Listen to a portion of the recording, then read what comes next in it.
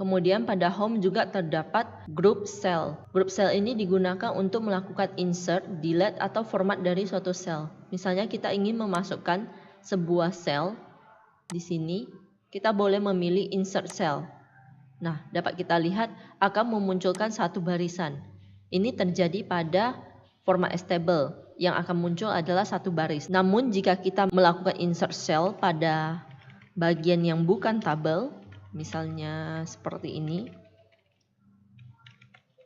Nah, kita klik insert pada bagian B. Akan muncul pilihan apakah kita masukkan sel yang baru ke kanan, ke bawah, ataupun kita akan memasukkan satu barisan yang baru atau kolom yang baru. Misalnya saat kita pilih shift cell right, maka sel ini akan bergeser ke kanan yang kita pilih. Ya. Kemudian jika kita memilih insert shift cell down, berarti huruf B ini akan berpindah ke bawah karena kita memasukkan sel yang baru pada posisi B. Sekarang jika kita memilih insert entire row, berarti ini akan menambah satu barisan penuh. Jadi dapat kita lihat A, B, C, D, E, F akan bergeser ke bawah. Nah, sedangkan kalau insert entire column, berarti dia akan bergeser satu langkah ke kanan. Bukan hanya B, tapi B, E, dan semua yang ada di bawahnya. Seperti ini. Oke. Selain itu, di sini juga bisa langsung kita pilih insert sheet row sama insert sheet column, sama dengan yang tadi, entire row sama entire column. Selain itu, kita juga dapat menambah sheet yang baru, seperti yang pernah dijelaskan sebelumnya. Ini. Cara ini adalah cara lain selain dengan tekan tanda tambah yang terdapat di bawah.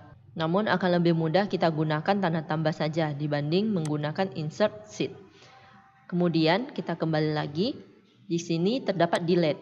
Sama cara kerjanya, delete cell adalah delete cell yang kita pilih. Misalnya sekarang saya klik di sel J3.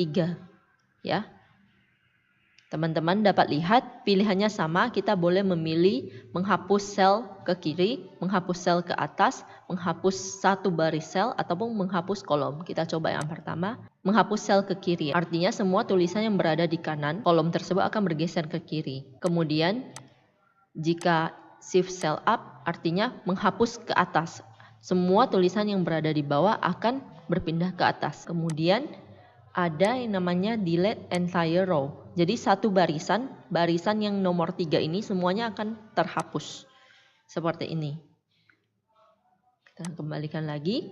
Dan yang terakhir adalah delete entire column. Berarti seluruh data di kolom J akan terhapus, maka tulisan pada kolom K akan bergeser ke kolom J. Seperti ini. Nah, sama seperti yang tadi, di sini terdapat langsung delete sheet row, menghapus baris, sama ini menghapus kolom, atau juga dapat delete sheet. Delete sheet ini dapat kita lakukan dengan klik kanan pada nama sheet yang ada, kemudian pilih delete. Ya, hasilnya akan sama. Kemudian sebelah kanan terdapat yang namanya format, digunakan untuk lakukan pengaturan pada ukuran sel.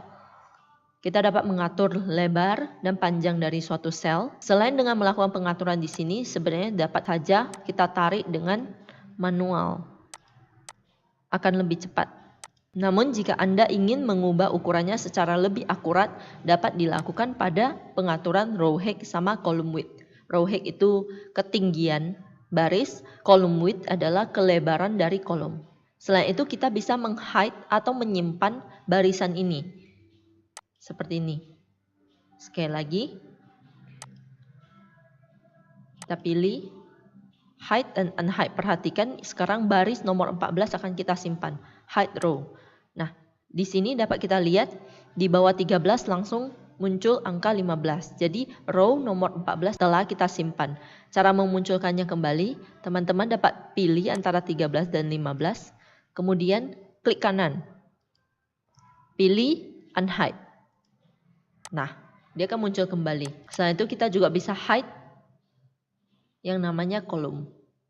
Berarti M ini akan disimpan. Untuk memunculkannya sama juga. Bisa block ataupun boleh pilih pada bagian format. Unhide column. Untuk hide tidak harus dilakukan pada bagian format. Dapat kita pilih langsung di huruf dari kolom tersebut ataupun angka dari baris. Kemudian klik kanan.